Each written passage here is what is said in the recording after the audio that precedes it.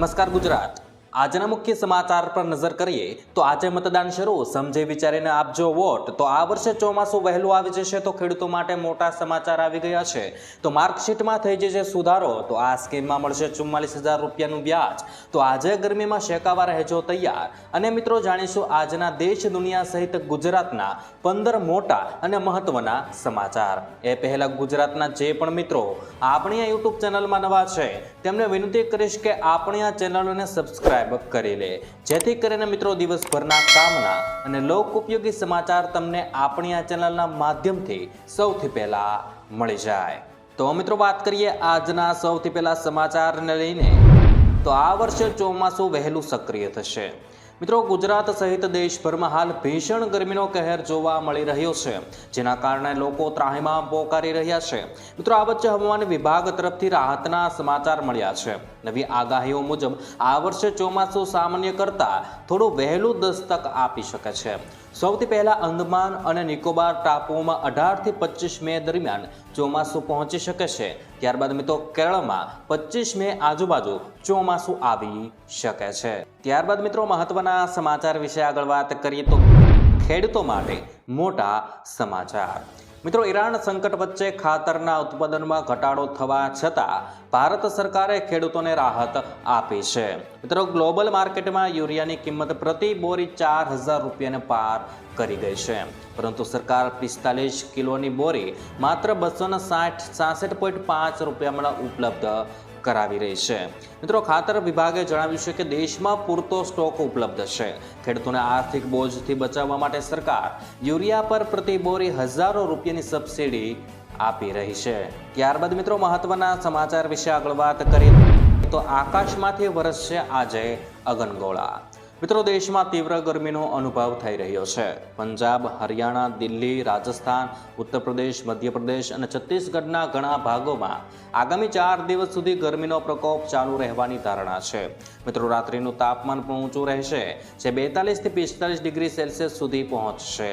મિત્રો આ દરમિયાન આસામ, મેઘાલય, અરુણાચલ પ્રદેશ, નાગાલેન્ડ, મણિપુર, મિઝોરમ અને ત્રિપુરા જેવા ઉત્તર પૂર્વીય રાજ્યો માટે ભારે વરસાદ અને તોફાની ચેતવણી જારી કરવામાં આવી છે। અત્યારે મિત્રો તમારા શહેરની અંદર બપોરનું તાપમાન કેટલા ડિગ્રી સુધી હોય છે અમને કોમેન્ટ બોક્સમાં એક લખીને જણાવી દેજો। ત્યારબાદ મિત્રો મહત્વના સમાચાર વિશે આગળ વાત કરીએ તો આ વર્ષે ચોમાસું વહેલું।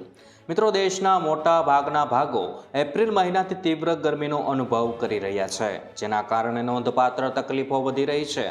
ઉત્તર, મધ્ય અને પૂર્વ ભારતના ઘણા વિસ્તારોમાં તાપમાન 43 થી 44 ડિગ્રી સેલ્સિયસ સુધી પહોંચી ગયું છે। ભારતીય હવામાન વિભાગ એટલે કે IMDએ આગામી દિવસોમાં વધુ ગરમીના મોજાની ચેતવણી આપી છે। જોકે મિત્રો આ તીવ્ર ગરમી વચ્ચે કેટલાક આશ્વાસન આપનારા સમાચાર સામે આવ્યા છે। નવી હવામાન વિભાગે આગાહી સૂચવે છે કે આ વર્ષે દક્ષિણ પશ્ચિમ ચોમાસું સામાન્ય કરતાં વધુ વહેલું આવી શકે છે।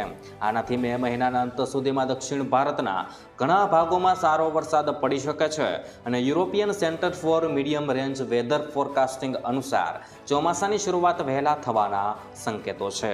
ગયા વર્ષે 2025માં ચોમાસું 27 થી 29 મે દરમિયાન કેરળમાં આવવાની આગાહી કરવામાં આવી હતી, પરંતુ તે વધુ મોડું થયું હતું। તેવી જ રીતે આ વખતે આવા સંકેતો છે કે ચોમાસું નિર્ધારિત સમય કરતાં વહેલું આવી શકે છે।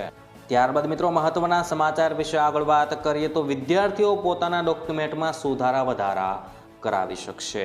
મિત્રો ગુજરાતના શિક્ષણ વિભાગ દ્વારા રાજ્યના દરેક જિલ્લાના વિદ્યાર્થીઓ માટે મોટી કામગીરી હાથ ધરવામાં આવી છે। જે મુજબ ધોરણ 10 અને 12ના વિદ્યાર્થીઓ પોતાનું નામ, અટક કે જન્મ તારીખમાં જે પણ સુધારા કરાવવાના હોય એ કરાવી શકશે। મિત્રો આ માટે વિવિધ જિલ્લાઓમાં કામગીરી કરાશે। જે મુજબ ગાંધીનગર જિલ્લામાં કેમ્પ યોજવા અંગે સૂચના જાહેર કરાઈ છે। ત્યારબાદ મિત્રો મહત્વના સમાચાર વિશે આગળ વાત કરીએ તો 1 લાખ રૂપિયાનું 44,995નું વ્યાજ। મિત્રો, પોસ્ટ ઓફિસની ટાઈમ ડિપોઝિટ સ્કીમ બેંકો કરતાં વધુ સારું વ્યાજ આપી રહી છે. જો તમે સુરક્ષિત રોકાણ કરવા માંગતા હો તો આ યોજના એક શ્રેષ્ઠ વિકલ્પ ગણી શકાય. મિત્રો, પોસ્ટ ઓફિસમાં 5 વર્ષની એફડી પર અત્યારે 7.5% વ્યાજ મળે છે. આ સ્કીમમાં જો તમે 1 લાખ રૂપિયા જમા કરશો તો મેચ્યોરિટી પર તમને 44,995 રૂપિયા માત્ર વ્યાજ તરીકે મળશે. મિત્રો, આમ 5 વર્ષ પછી તમને કુલ 1,44,995 રૂપિયા પરત આપવામાં આવશે. ત્યારબાદ મિત્રો, મહત્વના સમાચાર વિશે આગળ વાત કરીએ તો 7 સંસદોનું સભ્યપદ રદ કરવા માંગ. મિત્રો, આમ આદમી પાર્ટીમાં ભંગાણ બાદ રાજકીય ગરમાવો વધ્યો છે. ભાજપમાં જોડાયેલા રાઘવ ચડ્ઢા સહિત 7 રાજ્યસભા સંસદોનું સભ્યપદ રદ કરવા માટે આમ આદમી પાર્ટીના સાંસદ સંજય સિંહે માંગણી કરી છે.